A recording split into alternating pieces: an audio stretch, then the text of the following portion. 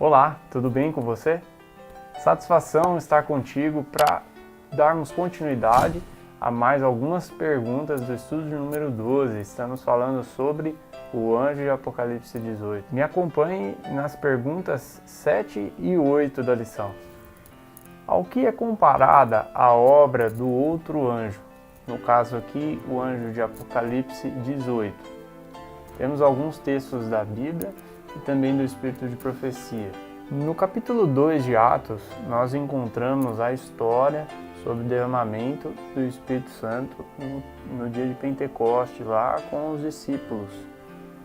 E nos versos 17 e 18, vem sendo explicado que nos últimos dias, Deus derramaria novamente a chuva do Espírito Santo para que o Evangelho pudesse amadurecer nos corações.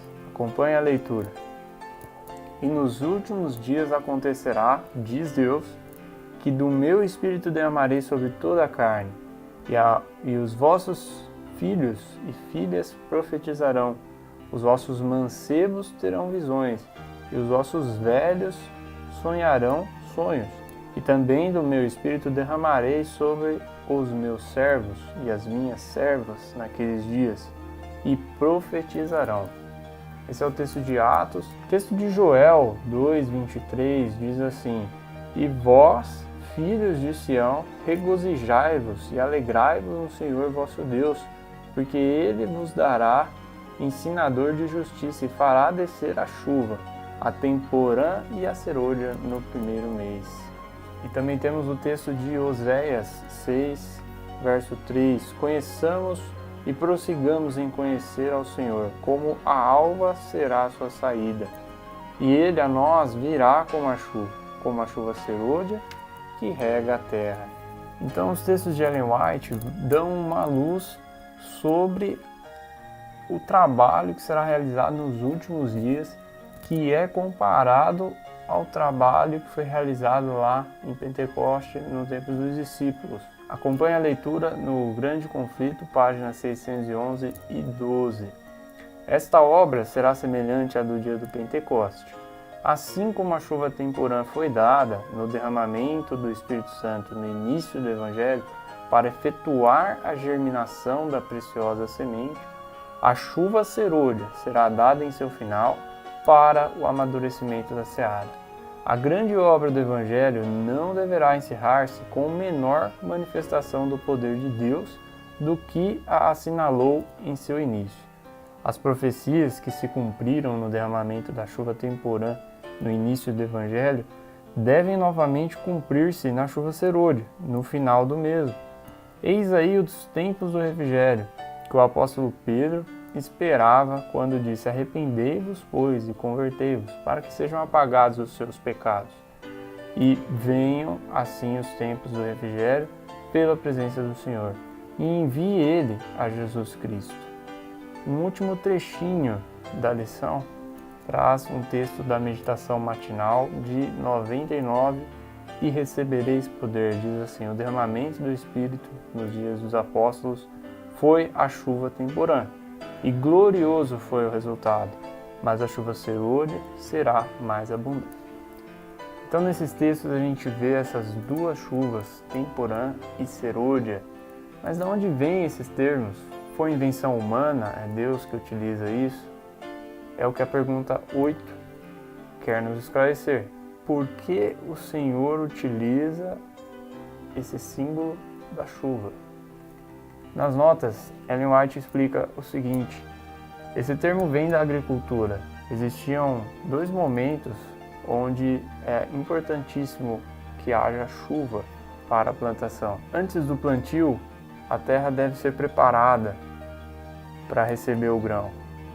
E ali encaixa-se a chuva temporã, a chuva no começo do processo do plantio, para que o solo seja preparado, para que a semente seja semeada e para que as plantas possam brotar. Então a chuva temporã, ela atua nessa fase do plantio. Porém, quando vai chegando o tempo da colheita, o grão precisa amadurecer. planta está em seu estágio final de desenvolvimento e se não tiver, mais uma vez, a chuva, o fruto final pode ser perdido. Então é aí que entra a chuva serôdia. Vamos ler mais um trechinho do livro Testemunho para Ministros. Diz assim: no Oriente, a chuva temporã cai no tempo da semeadura. Ela é necessária para que a semente possa germinar. Sob a influência de fertilizantes aguaceiros, brota o tenro rebento. Sabe quando a planta germina e sai aquele brotinho da terra? Esses são os tenros rebentos. E caindo perto do fim da estação, a chuva serôdia amadurece o grão e o prepara para a foice, quando a planta já está grande e está para amadurecer e ser colhida. O Senhor utiliza esses elementos da natureza para representar a obra do Espírito Santo. Como o orvalho e a chuva são dados primeiro para fazer com que a semente germine, e então, para amadurecer a colheita, assim é dado o Espírito Santo para levar avante, de um estágio para outro, o processo de crescimento espiritual.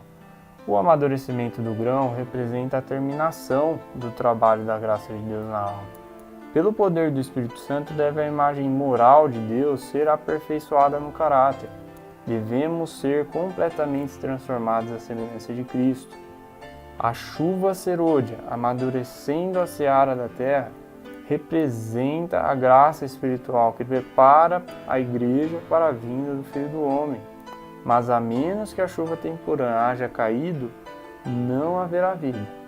A ramagem verde não brotará. Se a chuva temporã não fizer seu trabalho, a serôdia não desenvolverá a semente até a perfeição.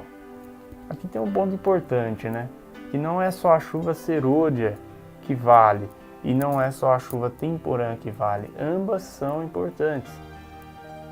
A planta precisa brotar, precisa crescer, precisa começar a dar os seus frutos, amadurecer e ser colhida. Então, em todos esses estágios, se tiver alguma falha, vai prejudicar o resultado final. O que a nota quer dizer é que a vida do cristão deve ser como a planta. Desde o início, o Espírito Santo deve trabalhar para que haja aperfeiçoamento do caráter, que é o crescimento da planta. Não adianta você só brotar e nascer. Não adianta você querer ser colhido se você não cresceu. Então, o Espírito Santo deve trabalhar na vida do cristão durante todo o seu desenvolvimento, todo o crescimento. Não é só no começo e não é só no final. Se nós lermos o Testemunho para Ministros, página 507, 508, ler o texto na íntegra, veremos que a irmã White quer justamente explicar esse ponto. Não adianta só a chuva serôdia. Não adianta nós esperarmos para se desenvolver com a chuva serôdia. Devemos aproveitar e crescer com os efeitos da chuva temporã. Isso é hoje. E a pergunta continua. Ela diz assim: sob a influência de que chuva devemos estar hoje? Que atitude equivocada em relação à chuva serôdia é nutrida muitas vezes. Então é justamente isso. Veja só a continuação do texto lá no Testemunho para Ministros. Muitos têm, em grande medida, deixado de receber a chuva temporã. Não têm obtido todos os benefícios que Deus assim para eles tem provido. Esperam que as falhas sejam supridas pela chuva serôdia. Quando em maior abundância da graça? Quando a maior abundância da graça estiver para ser outorgada, esperam poder abrir o coração para recebê-la. Estão cometendo um erro terrível. O trabalho que Deus começou no coração humano, mediante sua luz e conhecimento, deve estar continuamente avançando. Cada indivíduo deve estar cônscio de sua própria necessidade. Deve o coração ser esvaziado de toda mancha, purificado para a habitação do Espírito. Mas não se deve negligenciar a graça representada pela chuva temporã.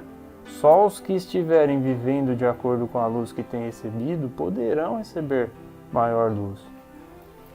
A gente fala na igreja que quando cair a chuva serolha, a obra será finalizada aqui na terra e o evangelho avançará de uma vez por todas para que alcance a terra toda. Mas e nós que já conhecemos boa parte do evangelho? Não temos nada para fazer enquanto isso não acontece? É justamente o nosso desenvolvimento que deve ocorrer antes da chuva serolha. Para aqueles que não tiveram a oportunidade até ali, irão ouvir o evangelho, ouvir a verdade no momento do derramamento da chuva serolha. Mas nós que temos algum conhecimento, devemos nos desenvolver e aperfeiçoar cada dia mais conforme a luz que nos é dada hoje. E não esperar que a chuva serolha caia para que nossa vida seja transformada. A chuva temporã ou o trabalho do Espírito Santo iniciou-se lá atrás, portanto nós já temos exemplos a serem seguidos em nossa vida diária. Não devemos esperar que a chuva serolha caia para que haja transformação em nossa vida. Essa é a reflexão das perguntas 7 e 8. Agradeço a sua participação, esteja sempre conosco aqui acompanhando as lições.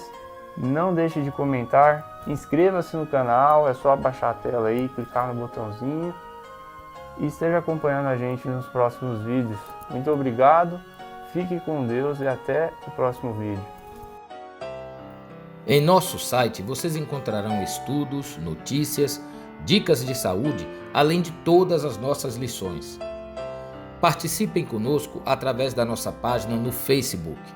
E assistam todas as nossas lições através do YouTube.